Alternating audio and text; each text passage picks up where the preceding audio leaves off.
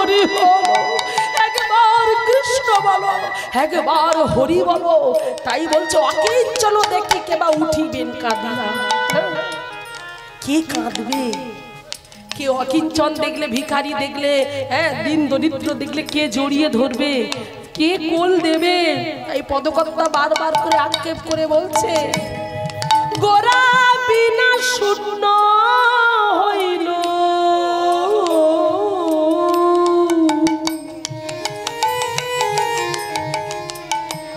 সকল নদিয়া প্রভু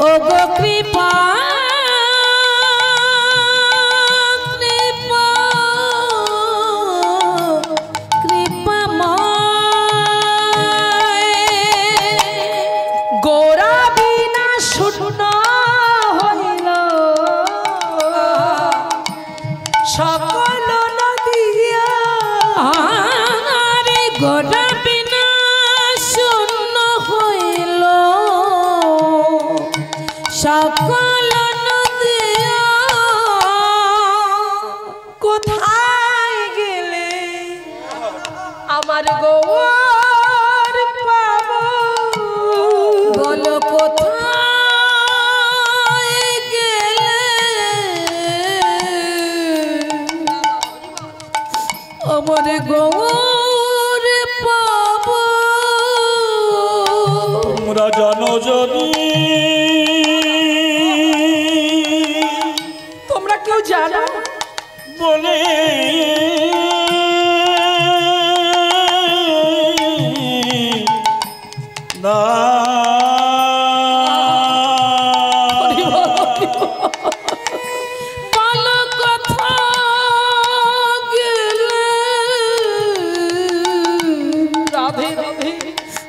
আমি গৌর পাবো। তোমরা জানো যদি বলে বলো কোথা গেলে গৌর পাবো। গোরা বিনা শূন্য হইল সকল নদিয়া,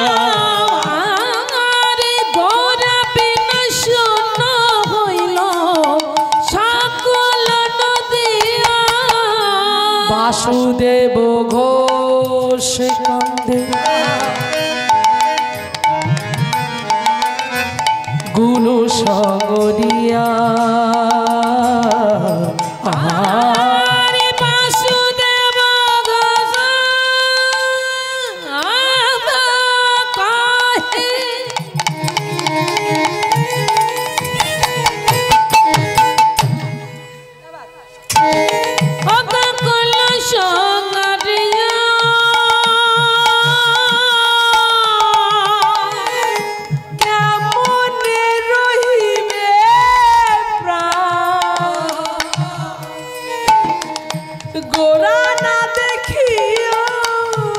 বলো কেমন রহিবে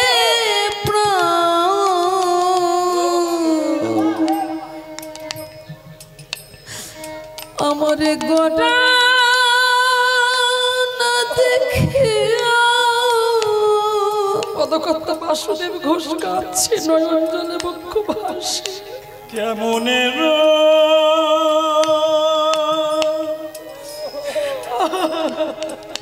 রহিবে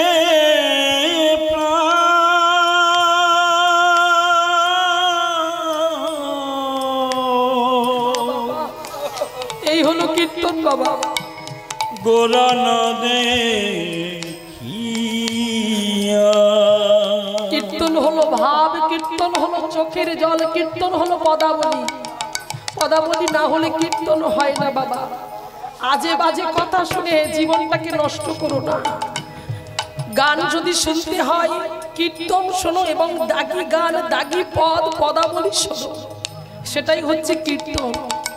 হরিবল। তাই সবার চরণে অনুরোধ, কে দুটো টপকা কথা বলে গেল, হাসি ঠাট্টার কথা বলে গেল, ওগুলো কীর্তন নয় মায়েরা।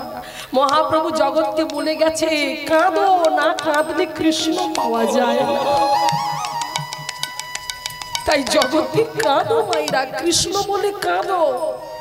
আমরা গাড়িতে করে প্রতিটা জায়গায় প্রোগ্রাম করতে যাই, গাড়ি থেকে নামবো, হাতে চিরকুট দিয়ে দেবে কমিটির দাদারা, দিদি ভাই গানের শেষে গান কমা হয় হোক, 4টে ভজন করতে হবে।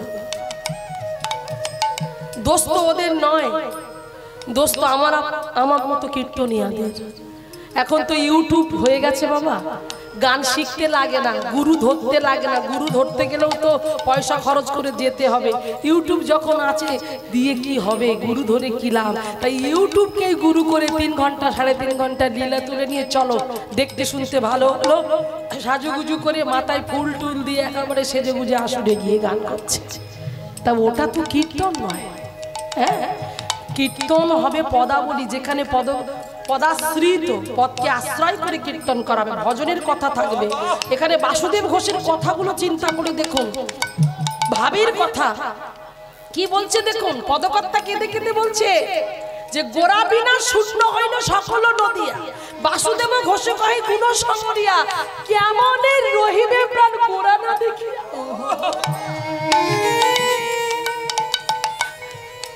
চোখের জলে বক্ষ ভেসে যাচ্ছে, জগৎকে বলছে তোমরাও গৌর বলে কাঁদো।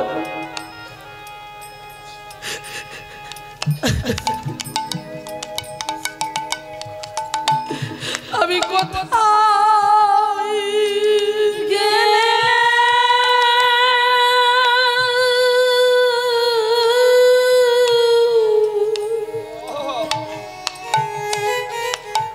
বাবা বলো গো,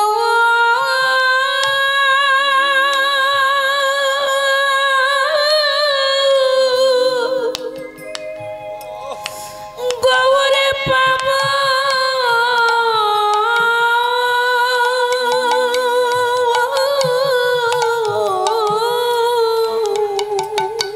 গৌর বিনে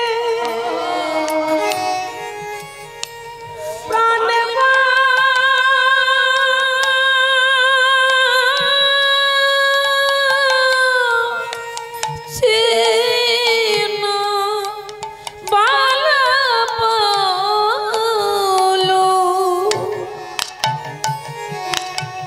আমি কোথা গেলে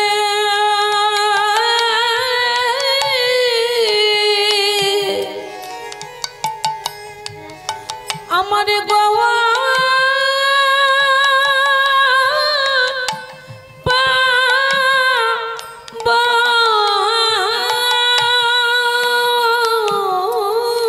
যদি একবার গৌরের সঙ্গে দেখা হতো, তাহলে তাহার চরণটা জড়িয়ে ধরে বলতাম তুমি কত প্রদীপ উদ্ধার করলে। তাই একবার যখন তোমার চরণে পেয়েছি, আমায় ওই চরণে আমায় আশ্রয় দাও গো, তোমার চরণ ছাড়া করো না গো, আমায় ওই চরণে আশ্রয় দাও গো, চরণ ছাড়া করো না গো, ওই চরণে আমায় ওই চরণে আশ্রয় দাও গো, চরণ ছাড়া করো না গো, আমায় ওই চরণে আশ্রয় দাও গো। কেমনে রহিবে প্রাণ গোরা না দেখিয়া, আরে কেমনে রহিবে প্রাণ গোরা না দেখিয়া। ওগো বাসুদেব ঘোষে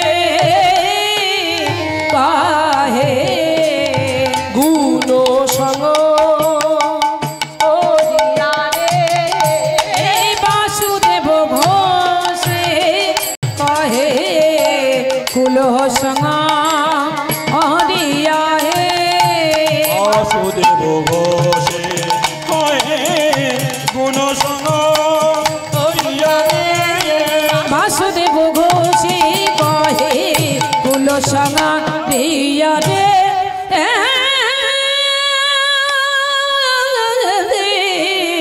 ওগো বাসুদেব ঘোষ কহে জানি তাই ভক্তমণ্ডলী বাবা ভক্তিমতী মায়েরা আসুন। যেহেতু মহাপ্রভুকে নিয়ে এত কথা বললাম, সবাই মিলে একবার একটু হেমদণ্ড বাহু তোলা যাবে? হ্যাঁ বেশ, একটু দেখি। হরি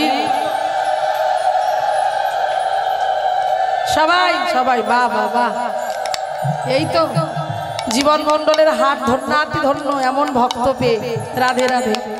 তাই সবাই বলো নিতাই চাঁদ কি, নিতাই চাঁদ কি, গৌর সুন্দর কি, গৌর সুন্দর কি, প্রেমময়ী রাধা রানী কি, শ্যাম সুন্দর মদন মোহন কি, বাঙ্কে বিহার কি, নিতাই গৌর প্রেমানন্দ একবার হরি বল হরি বল। সবাই মিলে যেহেতু মহাপ্রভু সম্বন্ধে এত কথা বললাম, মহাপ্রভুকে ভালোবেসে সবাই মিলে হাতে তালি দিয়ে আমার সঙ্গে প্রত্যেকে বলবেন। কেমন? সবাই একসাথে বলবেন, বলুন হাতে হাতে তালি দিয়ে। হাত তালি একটু জোরে জোরে দিন দিকে, আগে হাত তালি দিন।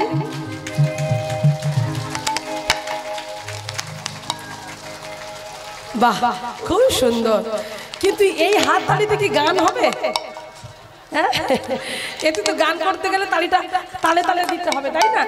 তাই সবাই মিলে একটু হাতে তালি দিয়ে তালে তালে বলতে হবে আমার সঙ্গে। আমি বলবো, আপনারা বলবেন। তাই সবাই একটু হাতে তালি দিয়ে বলবেন, কেমন? ঠিক আছে, চলুন একসাথে বলবো হাতে তালি দিয়ে। কি বলবো? হাত হাত। আমাকে গানটা গাইতে দিন, তবে তো তালিটা দেবেন। কি হবে না হবে আপনি কি করে জানবেন? আমি শুরু করি, তারপর কেমন? চলো বলো। গৌরাঙ্গ গৌরাঙ্গ গৌরাঙ্গ হে, তালি দিয়ে। গৌরী গৌরী গৌরী গৌরী গৌরাঙ্গ হে, জোরে আরেকটু ভরাট করো, ভরাটে হচ্ছে না, ফাঁকা ফাঁকা লাগছে। গৌরী গৌরী গৌরী গৌরী গৌরাঙ্গ হে, সবাই। আমার বাবুরা কি বসে থাকবে ওখানে? হাত তালি দিতে হবে না? সবাই প্রাণে গৌরী জীবন গৌরী গৌরাঙ্গ হে, সবাই। নদিয়ায় চাঁদে গোরা গৌরাঙ্গ হে,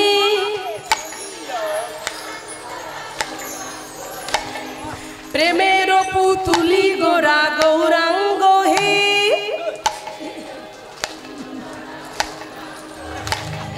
গৌর গৌর গৌরী গৌরী গৌরাঙ্গ হে।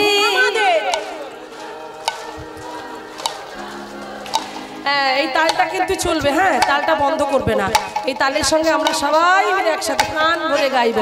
এইবার তাল ছেড়ে একটু হাত তুলে হেলে তুলে নেচে নেচে হরি বল একসাথে। হ্যাঁ, সচি মাতার নয়ন তারা গৌরাঙ্গ হে, আমাদের সচি মাতার নয়ন তারা গৌরাঙ্গ হে, সচি মাতার নয়ন তারা গৌরাঙ্গ হে, কৃষ্ণ প্রিয়ার প্রাণ মধুয়া গৌরাঙ্গ হে, কৃষ্ণ প্রিয়ার প্রাণ বধুয়া গৌরাঙ্গ হে, কৃষ্ণ প্রিয়ার প্রাণ বধুয়া গৌরাঙ্গ হে, প্রিয়ার প্রাণ বধুয়া গৌরাঙ্গ হে, অদ্বৈতের আনা গোরা গৌরাঙ্গ হে, অদ্বৈতের আনা গোরা গৌরাঙ্গ হে, আমাদের অদ্বৈতের আনা গোরা গৌরাঙ্গ হে, অদ্বৈতের আনা গোরা গৌরাঙ্গ হে, শ্রীবাসনা টুয়া গোরা গৌরাঙ্গ হে, আনা গোরা গৌরাঙ্গ হে। সবাই মিলে একবার হেমদণ্ড বাহু তুলে বলবো। কি বলবো? ও গোরায় আমাদের, ও গোরায় আমাদের, ও গোরায় আমাদের, আমাদের আমাদের প্রেমের পুতুলি গোরা নদিয়ার প্রাণ, আমাদের আমাদের আমাদের প্রাণ, প্রেমের পুতুল গোরা নদিয়ার প্রাণ, গোরায় আমাদের আমাদের আমাদের প্রাণ, প্রেমের পুতুলি গোরা নদিয়ার প্রাণ, আমাদের আমাদের আমাদের প্রাণ, প্রেমের পুতুল গোরা নদিয়ার প্রাণ।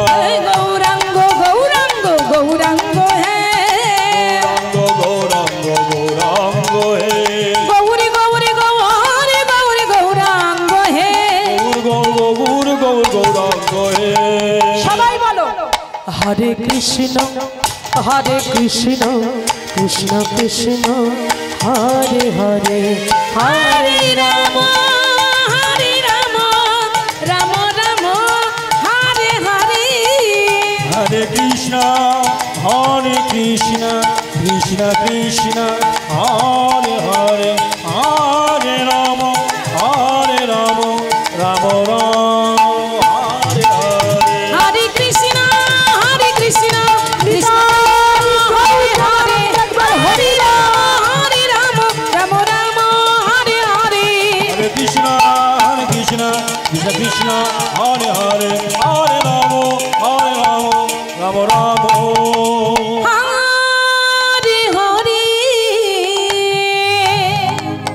মহাপ্রভুকে আমরা সবাই ভালোবাসি, তাই মহাপ্রভুর নামে সবাই জয়গান করলাম।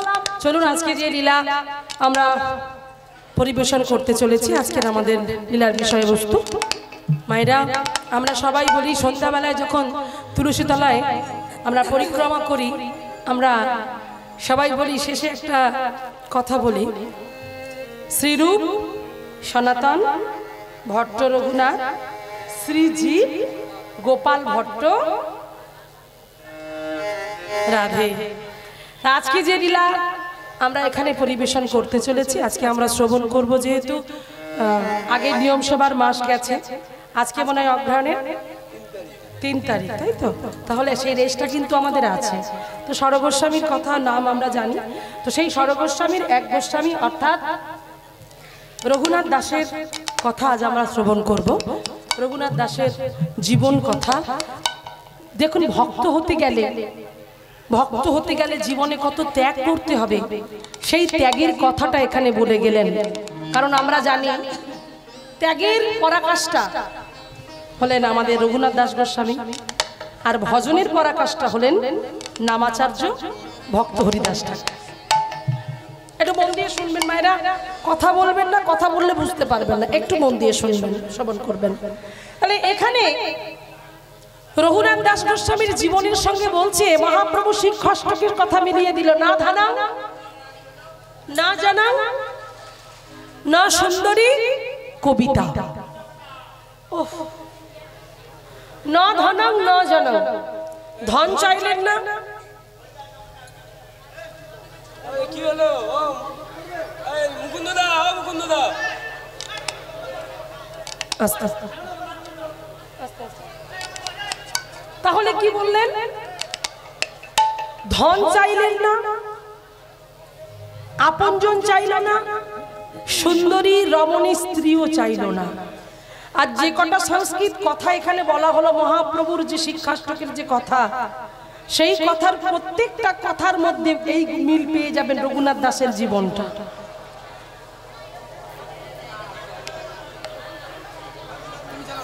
আস্তে আস্তে ওদিকে তাকাবেন না, এদিকে দেখেন আস্তে আস্তে। হরি বল হরি বল, রাধে রাধে। একটু উলুধ্বনি করুন তো।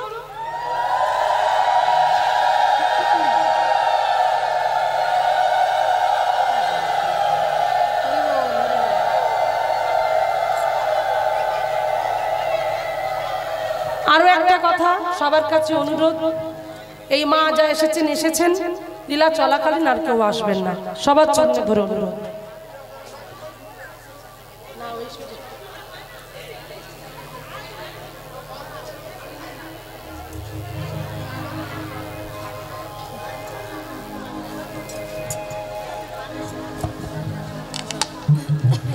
জয় রাধে। দোষটা ওনার নয়, উনিও একটা সুযোগ পেয়েছে, বলছে গন্ডগোল হচ্ছে, তো সেই সুযোগে ভাবলাম এবার দিয়ে আসি। ঠিক আছে, অসুবিধা নেই, ঠিক আছে। হ্যাঁ, এরকম গন্ডগোল বুঝে আসবেন আপনারা। আস্তে চলুন এবার আমরা শ্রবণ করি অপূর্ব সুন্দর একটি লীলা। কারণ আমি আগেই বলেছি বাবা, একটু কীর্তনটা ভাবের মধ্যে থাকবে। আপনারা তো ভালো ভক্ত, একটু চোখে যেন জল থাকে সবার, এটুকু আশা আমি করতেই পারি। তো আজকে লীলার মধ্যে থেকে আমরা দেখতে পাবো এখানে সবার নাম বলা হলো শ্রীরূপ সনাতন ভট্ট রঘুনাথ শ্রীজীব গোপাল ভট্ট। এবার কি বলছে ভালো করে শুনুন। হ্যাঁ, কি বললো বাবা? কি বললো বাবা, কি বললো মায়েরা? কেন বারবার বললাম? রঘুনাথ দাস বললো না, বললো দাস রঘুনাথ। তার মানে জগৎকে শিক্ষা দিল দাস হও, তাকে প্রভু বানাও, তুমি তার চাকর হও। কিন্তু আমরা এমন মানুষ, আমরা নিজেরাই প্রভুত্ব ফলাতে যাই, নিজেরাই মালিকানা শুরু করে দিই। এই অমুক বাবুর বাড়ি, এটা অমুক বাবুর বাড়ি, বুঝেছো? ওনার ছেলে কত বড় চাকরি করে, ওনার একটা মেয়ে আছে সে ভালো ডাক্তার। তাহলে ভেবে দেখুন, আমরা নিজেরাই মালিকানা করে বসেছি, নিজে প্রভু হয়ে বসেছি। কিন্তু মহাপ্রভু কি বললেন? যে জীবের নিত্য কৃষ্ণের দাস তাহা ভুলে গেল, যে কারণে মায়ার ফাঁস আজ তাদের প্রত্যেকের গলাতে বাঁধিল। তাহলে আমরা যে নিত্য কৃষ্ণের দাস, আমরা যদি সেটাই ভুলে যাই তাহলে কি করে হবে মায়েরা? একটা কথা জানবেন, এই যে আমরা বলি আমরা মালিক, আমরা মালিক, আমরা মালিক, আসলে আমরা কেউ মালিক নই, আমরা সবাই কি মালিক, মালিক। ঠিক দেবে বেলুন দেখেছো মায়েরা? বেলুনটা যখন ফু দিয়ে হাওয়া দেওয়া হয় ভিতরে, সেই হাওয়ার সাহায্যে, বাতাসের সাহায্যে বেলুনটা ফুলে যায়, তাই তো? আর তখন বেলুনটা ফুলে এইরকম হয়ে যায়, কি সুন্দর দেখতে লাগে। আর যদি মনে হয় যে একটা সেফটি পিন দিয়ে একটু টাচ করব, কি হবে? বেলুনটা ফেটে যাবে। তাহলে যদি বেলুনটা ফেটে যায় তাহলে কি হলো? আর ফলানো যাবে না, কারণ লিক হয়ে গেছে। তাই আমরাও ওই রকম মায়েরা হাওয়া দেওয়া বেলুন। আর সেফটি পিনটা আছে কার কাছে? ওই যে ওখানে সেফটি পিন আছে। উনি যদি মনে করে তোমার মালিকানা, ওই ফুস করে দিতে পারে, বেলুনের মধ্যে ফুস হয়ে যায়। সেই জন্য বলছে এই জগতে আমরা কেউ মালিক নই, তাকে মালিক করো, তুমি চাকর হও। হ্যাঁ, কারণ তুমি যতক্ষণ না তার চাকর হতে পারবে ততক্ষণ তুমি অনুভব করতে পারবে না। কারণ দেখবে মায়েরা, যখন একটা কাজের মেয়ে যখন বাবুর বাড়িতে কাজ করে, ভগবান বললেন, একজন ভাবক বলছে যে সব সময় চিন্তা করতে হবে যে সংসারে তুমি বিচরণ করছো এই সংসারটা তোমার নয়, ওটা কৃষ্ণের সংসার বলে ছেড়ে দাও।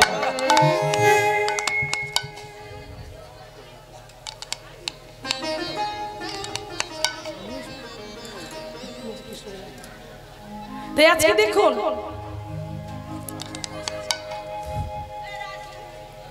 এগুলো আগে বলতে হয়, আগে বললে ভালো হতো।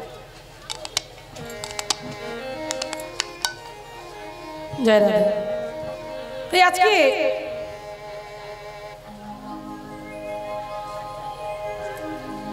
কোথায় বলছিলাম, কি কথা যেন বলছিলাম? চাকরি। হ্যাঁ, একটা হ্যাঁ ভাবতে হবে যে এটা কৃষ্ণের সংসার, এটা আমার সংসার নয়। যখন তুমি কৃষ্ণের সংসার বলে ভাবতে পারবে, যখন তুমি কৃষ্ণের সংসারের উপর নির্ভর করে চলবে, তখন দেখবার তোমার দুঃখ হবে না, তখন দেখবার কোনো কষ্ট হবে না, তখন দেখবার কোনো জ্বালা থাকবে না। এটা ভাবতে হবে যেটা কৃষ্ণের সংসার। হ্যাঁ, তাহলে তুমি তার প্রভুত্ব, তুমি দাসত্ব করতে পারবে। তাহলে তাকে তুমি প্রভু করো, তুমি নিজে দাস হয়ে যাও। তাই আজকে সেই জন্য বলছে যে জগতে সংসারে কেউ কারো নয়। তাই আজকে সেই রঘুনাথ দাস, তার জীবনী কথা আজ আমরা শ্রবণ করব। 500 বছর আগেকার কথা, মন দিয়ে শ্রবণ করব। 500 বছর আগেকার কথা, যাদের জমিদার বাড়ির ছেলে, হুগলি জেলা আদি সপ্তগ্রাম, সেই আদি সপ্তগ্রামের ছেলে রঘুনাথ দাস, যার বাবার নাম হলো, জানার বাবার নাম হলো গোবর্ধন দাস। আর জ্যাঠামশাইয়ের নাম না বললেই নয়, কারণ জ্যাঠামশাই নিজের সন্তান স্নেহে মানুষ করেছে, ভালোবাসা দিয়ে বড় করে তুলেছে। সেই জন্য জ্যাঠামশাইয়ের নাম হলো হিরণ্য দাস। তাহলে বাবার নাম গোবর্ধন দাস আর জ্যাঠামশাইয়ের নাম হিরণ্য দাস। আজকে সেই বাড়ির ছেলেকে রঘুনাথ দাস। তাহলে 500 বছর আগেকার কথা, যাদের এক মাসের আয় ছিল 12 লক্ষ টাকা, এক মাসের আয়। তাহলে ভেবে দেখুন, 500 বছর আগে যাদের এক মাসে আয় ছিল 12 লক্ষ টাকা, তাহলে এখন হিসেব করলে কত দাঁড়াবে বুঝতে পারছেন? আপনারা হিসেবটা ভালো বোঝেন, আমি অত হিসেব টিসেব পারি না। তাহলে আপনারা একটু হিসেব করে দেখলেন, বুঝতে পারবেন যে সেই টাকাটা এখন কত হচ্ছে। তাহলে সেই বাড়ির ছেলে সোনার চামচ মুখে নিয়ে বড় হয়েছে, সোনার চামচ মুখে নিয়ে বড় হয়েছে, আনন্দে বড় হয়েছে, আমোদ প্রমোদে বড় হয়েছে, কিন্তু সেই ছেলের কেন এমন গতি হলো? সেই ছেলের অন্তরে ভগবানের চিন্তা, হ্যাঁ কৃষ্ণ চিন্তা, ভগবান ছাড়া কিছু জানে না। কি করে হলো না, বাবা চিন্তা করলো ছেলে তো বড় হবে, কারণ আমরা যখন চলে যাব এরপরে জমিদারিটা আমার ছেলেকেই চালাতে হবে। তাই আমার ছেলেকে ভালো পাঠশালায় পড়াতে হবে। তাই ছেলেকে ভালো পাঠশালায় ভর্তি করে দিল। এবার ছেলেকে যখন পাঠশালায় ভর্তি করে দিয়েছে, বাবা ও মাইরা লক্ষ্য করে দেখো, সবাই পাঠশালায় পড়াশোনা করছে, কিন্তু রঘুনাথের মন নাই। কেন? গেং হচ্ছে গো, গেংটা কমিয়ে দাও। নেই আজকে লক্ষ্য করে দেখো। তাহলে যখনই তাকে পাঠশালায় পাঠিয়ে দিল, সবাই পড়াশোনায় মগ্ন হয়ে গেল, সে করতে পারছে না। কেন করতে পারছে না? না তার পাশে একটা মন্দির ছিল, রাধা গোবিন্দের মন্দির ছিল, যেখানে সদা সর্বদাই ভগবানের গুণকীর্তন হয়। তাই ওই রঘুনাথ চুপি চুপি চোরের মতো পাঠশালা থেকে বেরিয়ে কোথায় গেল না, সেই মন্দিরে গেল।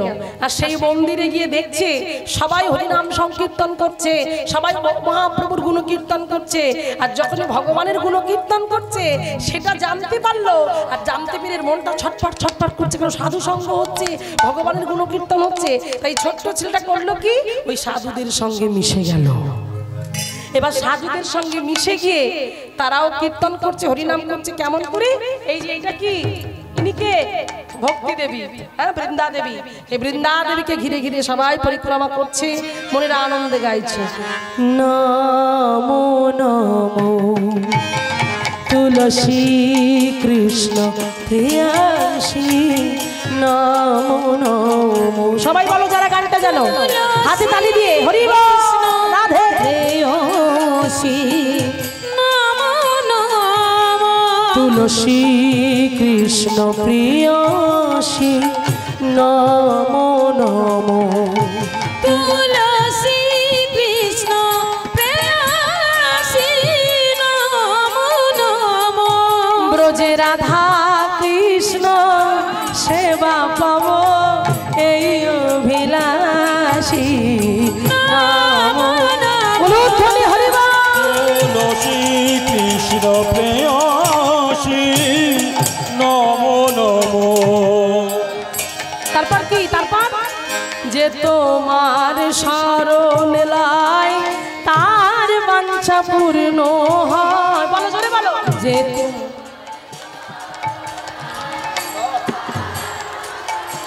তারপর কৃপা করে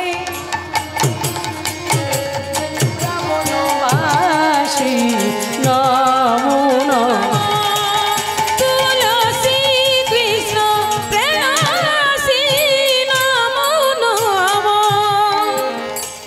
মোরে অভিলাষ বিলাস কুঞ্জে দিও বা মোরে অভিলাষ বিলাস কুঞ্জে দিও বা মোরে অভিলাষ বিলাস কুঞ্জে দিও বা মোরে অভিলাষ বিলাস কুঞ্জে দিও বা। কি? হ্যাঁ নয়নে হেরিব সদা, নয়নে হেরিব সদা যুগলের উপরাশি নমো নমো তুলসী কৃষ্ণ প্রেয়সী নমো নমো।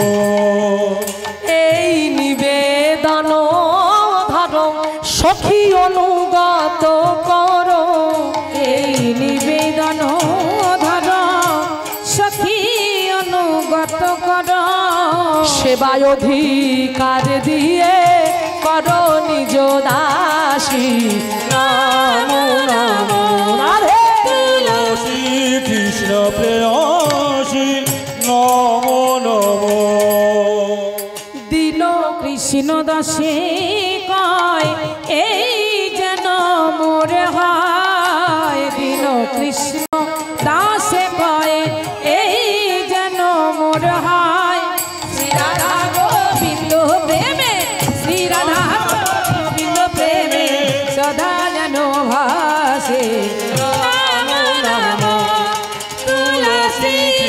প্রেয়সী নম নম।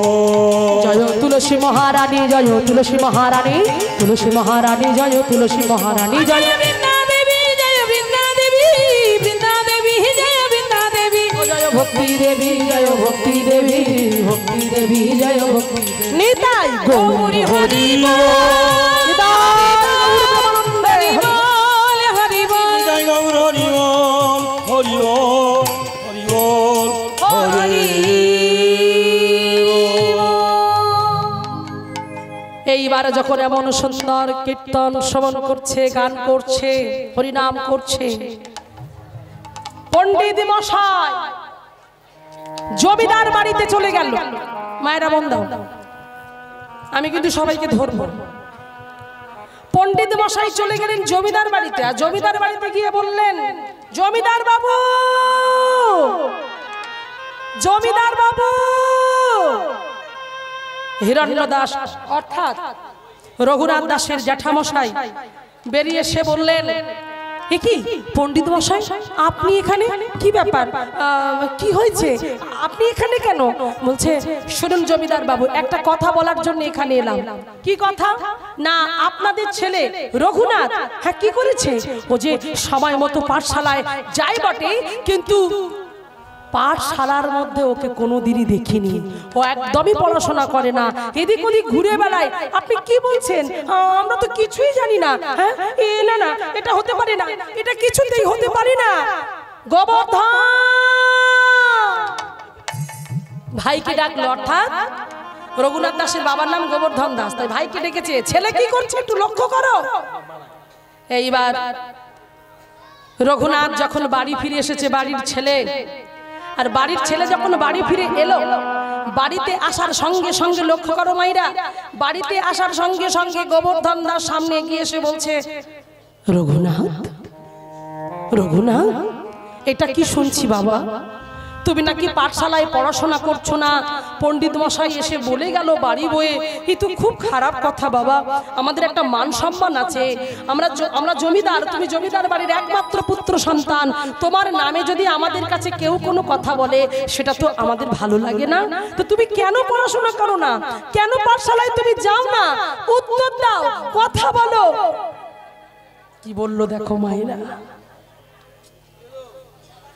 বাবার সামনে দাঁড়িয়ে বলছে, বাবা আমার পড়াশোনা করতে ভালো লাগে না, যেটা সব বাচ্চারাই বলে থাকে।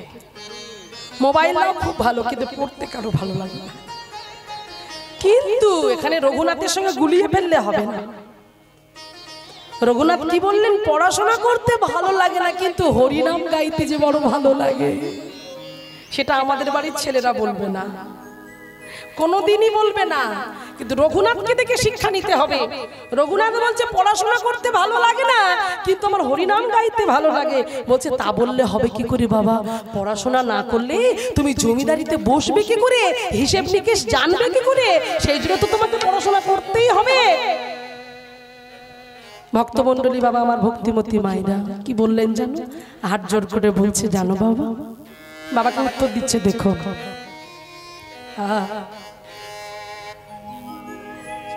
চারি বেদ ষড় দর্শন,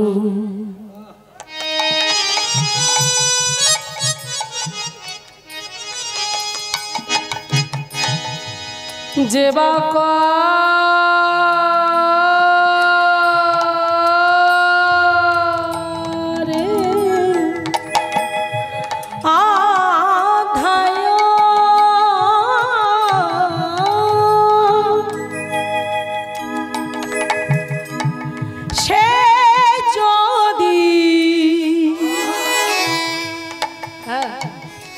গৌরাঙ্গনা হি ভজে, সে যদি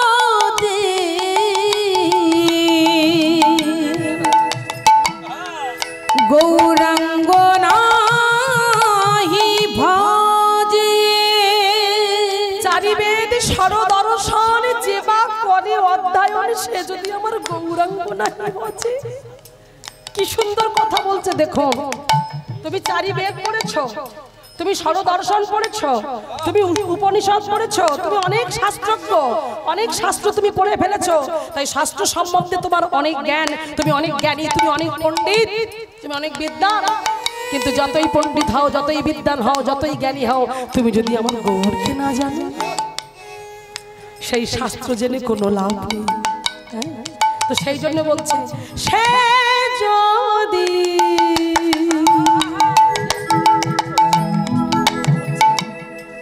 গৌরাঙ্গ নাহি ভজে, সে যদি গৌরাঙ্গ নাহি ভজে, কিবা তার অধ্যায়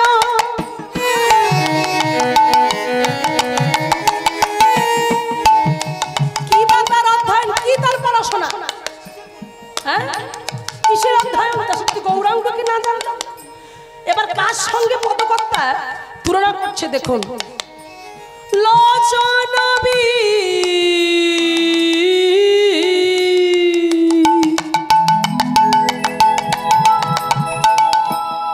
হীন দর্পণ কিবা তার কাজে, দর্পণে কিবা তার কাজে। কি বললেন, সে যতই জ্ঞানী হোক, যতই পণ্ডিত হোক, যদি গৌর না চেনে, বা অন্ধের সামনে যদি আয়না দেওয়া হয়, হ্যাঁ গো আয়না দিলে অন্ধ দেখতে পাবে? হ্যাঁ, তাহলে কোন জায়গার কথা পদকর্তা আজকে টেনে আনছি দেখো। বলছে অন্ধের যেমন দর্পণ দিলে যেমন অন্ধ দেখতে পাই না, ঠিক তেমন করে যতই তুমি পণ্ডিত হও, যতই তুমি জ্ঞান, তোমার জ্ঞান হোক না কেন, যতই তুমি বিদ্বান হও, যে জন আমার গৌর ভজন না করতে পারে, ওই অন্ধের দর্পণের মতো তার অবস্থা হয়। কিন্তু বেদ বিদ্যা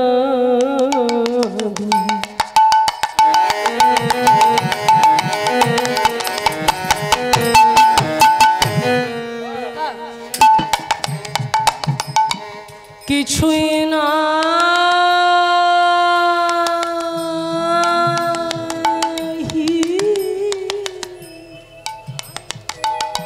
জানত,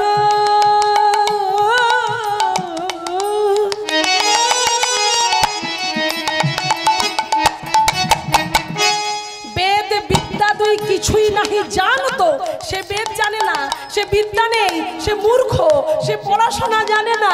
কিন্তু সে যদি গৌরাঙ্গ করে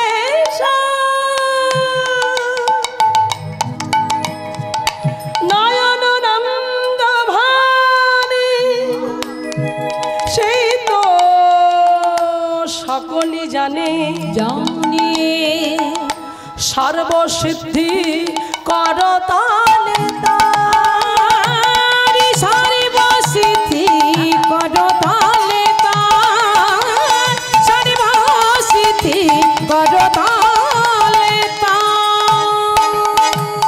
তাহলে কি বললো মা, বেদ বিদ্যা দুই কিছুই নাহি জানতো, সে যদি গৌরাঙ্গ করে সার নয়ন নন্দ ভানে, সেই তো সকলে জানে, সর্বসিদ্ধি করতালে তার। তাই এই কথাটা কে কাকে বলছে, কে কাকে বলছে দেখি মায়েরা কি বলে।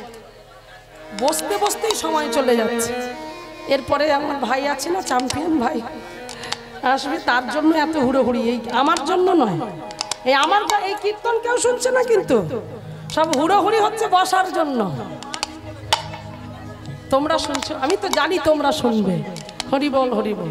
একটু একটু চুপ করো মায়েরা, একটু একটু, এত কথা বললে কি করে হবে, ভাবটা নষ্ট হয়ে যাচ্ছে না।